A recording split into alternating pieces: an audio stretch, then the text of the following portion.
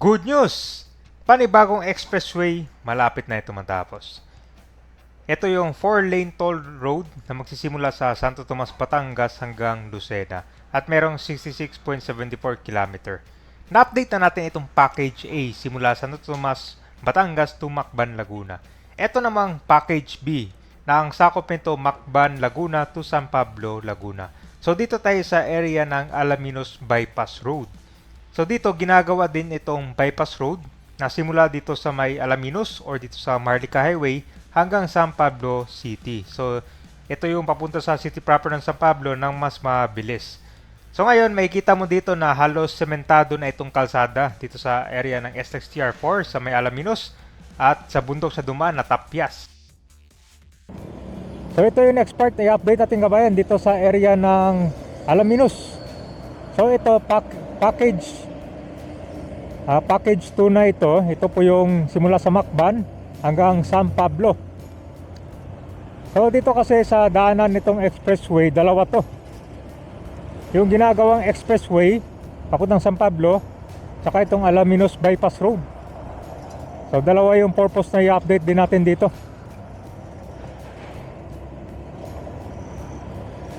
Ito na guys, dito karugtong ng expressway Yung huling update natin, ito kasi talagang tinapyas yung bundok. Ito dumaan tong expressway.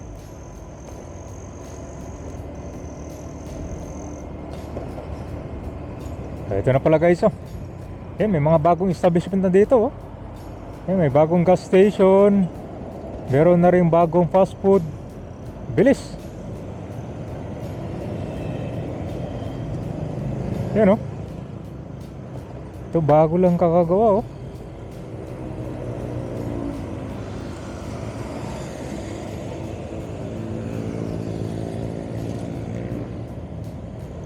So ito yung going to Lucena and Lipa. Take dito sa bypass road So ito yung area ng Alaminos. So package B ito.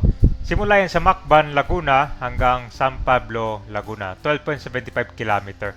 So itong area na to, tinaasan siya. Tapos tinapyas yung ibang part ng bundok dyan kung halos sementado na yung kalsada dito. Mapapansin mo may mga sasakyan na dumadaan dito, parang tinetest nila yung kalsada. So isa ito sa mga scenic view na itong part ng SLEX-TR4. Napakaganda.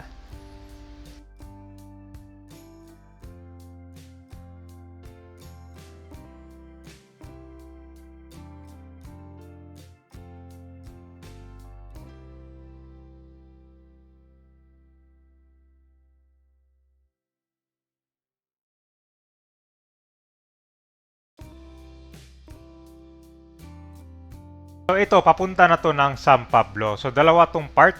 Itong SLEX-TR4 Package B, simula Macban hanggang San Pablo naman to. Tapos itong Alaminos San Pablo City Bypass Road naman to. So nag-partial opening na to noong 2021 pero 2.85 km section lang yung nagbukas dito. Maliit lang pero malaking bagay na rin. Kaso patuloy pa rin ginagawa itong karugtong. Mamaya madadaan natin dun sa may intersection. So, phase 1 pa lang to. Small portion lang to ng 12.83 km, Alaminos San Pablo City Bypass Road. Pero ito ay nag-mark na as the non-stop effort ng department para i-grow itong road network, para i-support itong mga underdeveloped areas. Tapos dito, pag dumaan kayo, ang rami ng mga bagong commercial areas. May hardware na, may mga kainan. So, unti-unti na-develop na to. Ito naman sa kabila, ito yung SLEX-TR4. Halos elevate na itong daanan niyan din ngayon dito.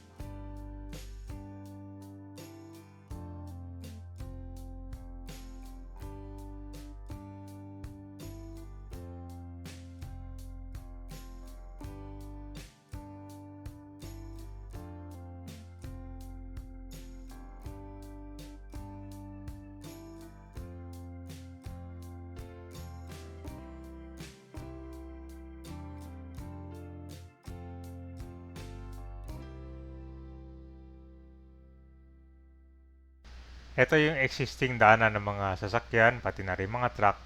Paggaling sila sa may Santo Tomas, papunta to hanggang Lucena. So minsan kasi nagkakos na rin ng traffic dito dahil sa dami ng mga sasakyan. No? Ito guys, ito na yung Alaminos sa Bypass Road.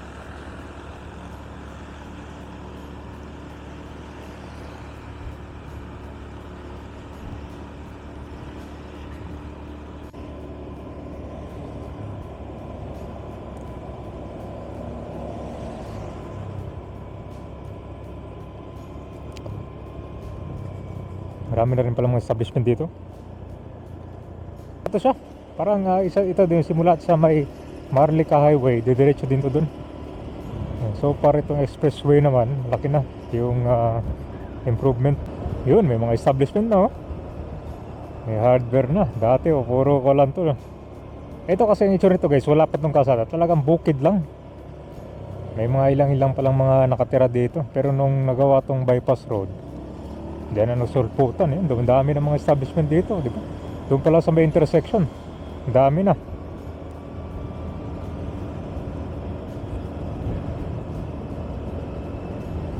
Tingnan natin yung karugtong nito.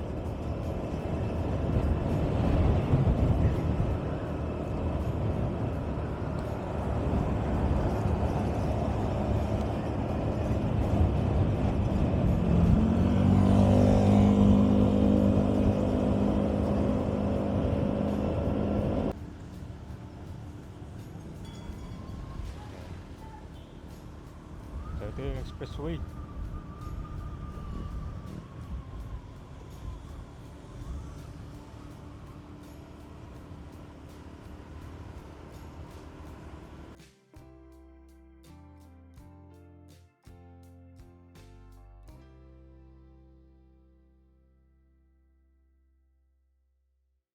Nandito na tayo sa Lipa Alaminos Bypass Road.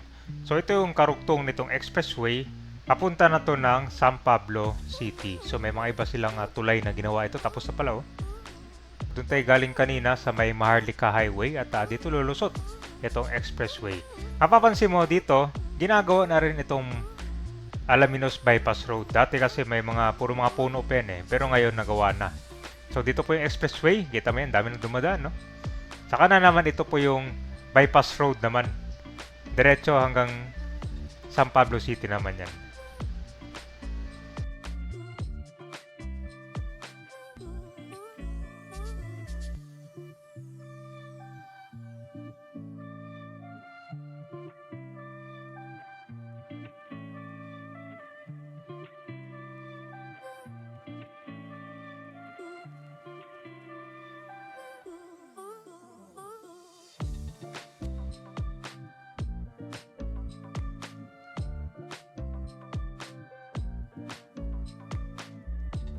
At yun po yung update natin dito sa SLEX TR4 project.